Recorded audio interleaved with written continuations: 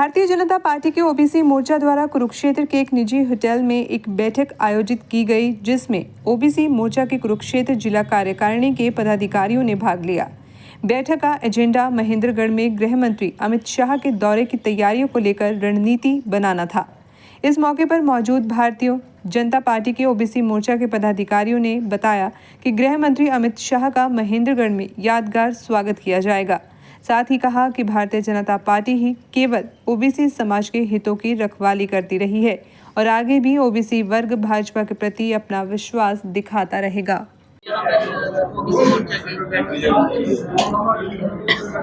23 जून को हमारे आदरणीय मुख्यमंत्री श्रीमान नायब सैनी जी ने एक ऐसा काम ओबीसी वर्ग के लिए किया जिससे आज ओबीसी वर्ग में बहुत खुशी की लहर है।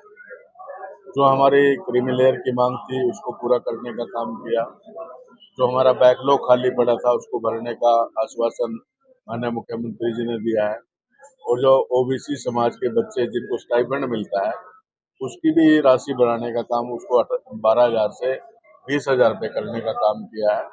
और उसके साथ साथ जितनी भी हमारी एससी और ओबीसी समाज की धर्मशालाएं हैं उनकी रिपेयर के लिए, उनकी मरम्मत के लिए 100 करोड़ रुपए जारी करके ताकि उनकी प्राथमिकता के आधार पर उनकी मरम्मत की जाए।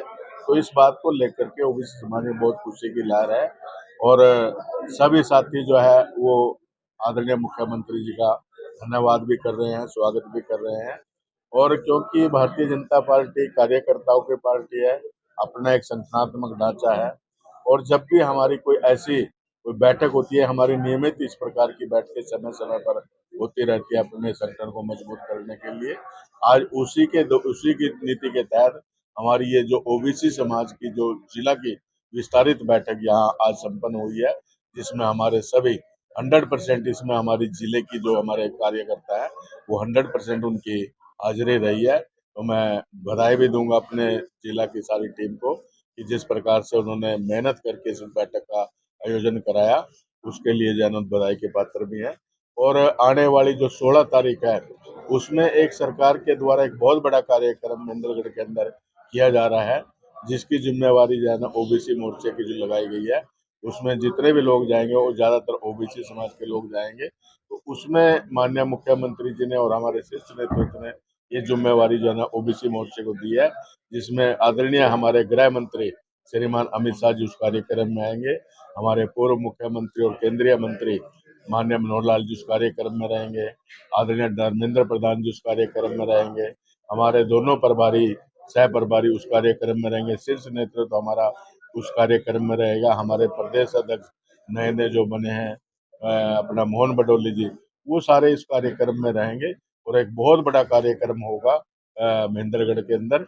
उसके लिए भी आज योजना बनाई गई कि यहाँ से लोगों को ले जाने के लिए व्यवस्था किस प्रकार से होगी। तो सारी जो है ना आज बैठ करके हमने चर्चा की है और कार्यकर्ताओं से जो सारी बात करके तय करके और उस दिन वहाँ अच्छी संख्या हमारी जाए, तो उसके लिए भी हमने आज योजना बनाई है।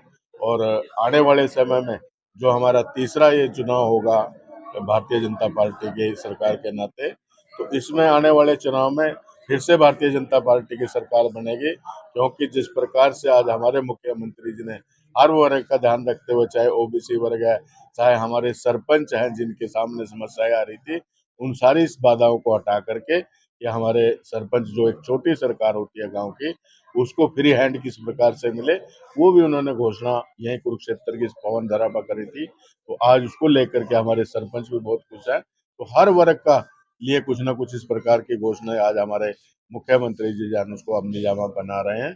और आने वाले समय में अब इस चुनाव के अंदर उसका लाभ जरूर अवश्य लाभ मिलेगा। और इसकी मैं कह सकता हूँ गारंटी के तौर पर कि आने वाले जो विधानसभा का चुनाव है वो निश्चित तौर पर भारतीय जनता पार्टी स्पष्ट बहुमत की सरकार बनाएगी, उसमें जीत हासिल करेगी।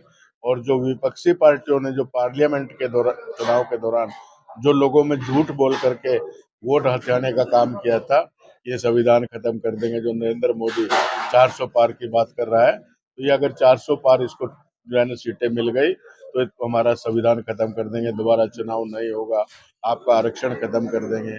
और साथ में राहुल गांधी ने जो एक बहुत बड़ा झूठ पूरे समाज के सामने गरीब लोगों में जाकर के बोला कि हमारी सरकार बनते ही और जिस दिन ये रिजल्ट आने के बाद 1 जुलाई को आप अपने खाते चेक कर लेना, हर महिला के खाते में 8500 रुपए खटाखट खटाखट खटाखट वो जो इस प्रकार की उन्होंने बात